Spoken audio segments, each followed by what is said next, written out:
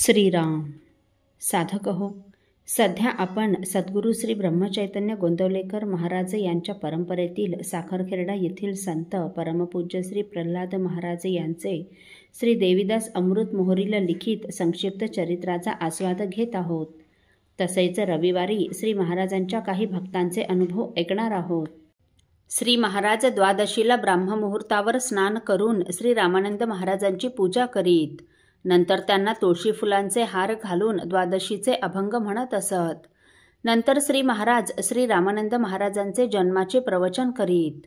सभामंडप भक्तमंडळींनी भरून जाई. सूर्योदयाच्या समयाला सद्गुरू श्री रामानंद महाराज की जय असा जयघोष करीत श्री रामानंद महाराजांवर गुलाल पुष्पांचा वर्षाव होई.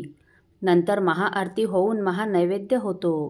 नंतर साधारण 10-10:30 पासून तो दुपारी 3-3:30 वाजेपर्यंत भोजन प्रसादाच्या पंक्ती बसतात. पत्रावळी मांडून पानावर वाढेपर्यंत जय जय श्रीराम जय हरी श्रीराम चा जयघोष सर्व वाढणारे, पाणी देणारे व जेवावयास बसणारे भक्तगण करीत असतात. श्री महाराज प्रत्येक भोजन पंक्तीत फिरून व श्री महाराजांचे श्लोक म्हणून भक्तांचा समाचार घेत असत. भोजनास बसलेली मंडळी तसेच वाढणारी मंडळी सारखे श्लोक म्हणून श्री रामानंद महाराजांचा सारखा जयघोष करीत. त्यानंतर 4 ते 5:30च्या दरम्यान कीर्तन असे. त्यानंतर लगेच सायं उपासना होऊन व ललिताचे कीर्तन करून साधारण रात्री 8च्या दरम्यान श्री रामानंद महाराजांची पालखी निघत असे. पालखीमध्ये श्री रामानंद महाराजांची प्रतिमा व पादुका ठेवत असत. गावातील भक्त मंडळी रस्त्यावर गोमयाचे सडे शिंपून त्यावर सुंदर रांगोळ्या काढतात. भक्त मंडळी श्री महाराजांची ही पालखी राममंदिरापर्यंत नेतात.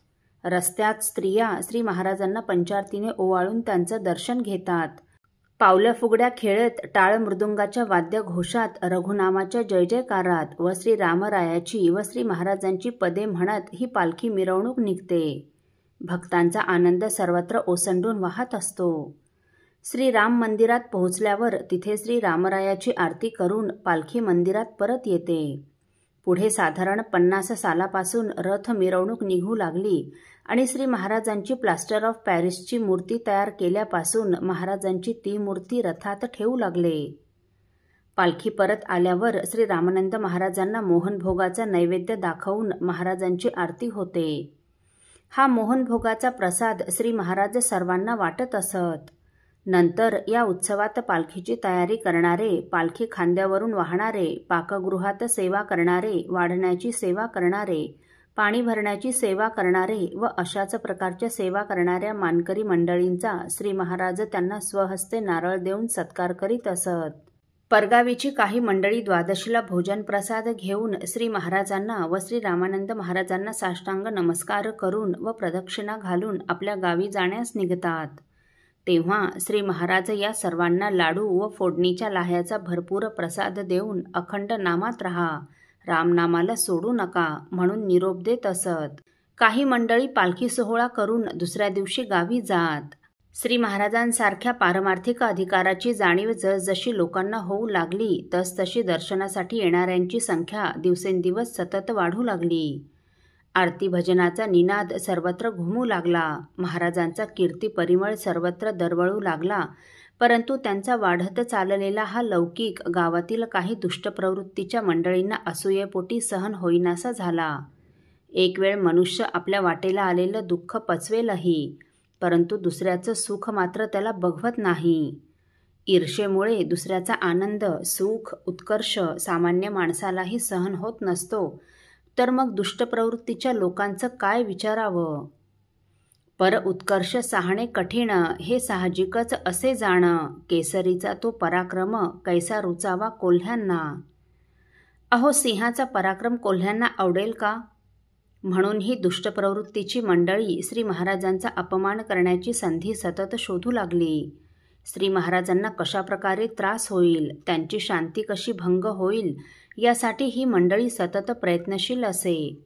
एखादी लावण्यवती असूनही पतिव्रता असणाऱ्या स्त्रीचे लोकांच्या मनातील आदराचे स्थान पाहून तिचे सात्विकतेचे वैभव जसे वेश्येला सहन होत नाही, तसेच वैराग्यशील, आचारसंपन्न व अखंड नामानुसंधानात असणाऱ्या श्री महाराजांना पाहून या मंडळींचं होऊ लागलं.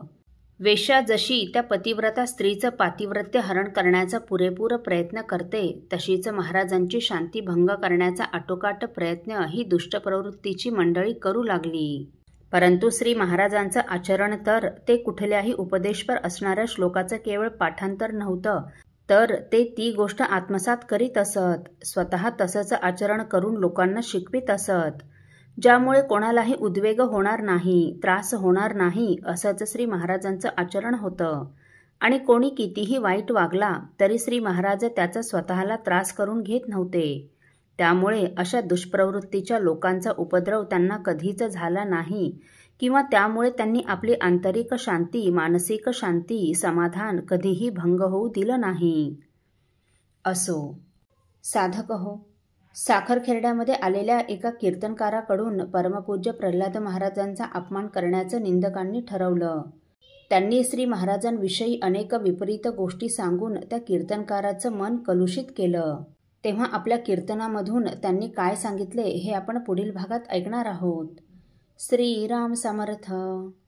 आपल्यातील कोणा श्रींच्या भक्तांना श्रींचे काही अनुभव आले असतील तर कृपया आपण मला ते 9422843253 अथवा सुनील दादांच्या 9892608401 या व्हॉट्सअप नंबरवर कळवावेत अशी नम्र विनंती.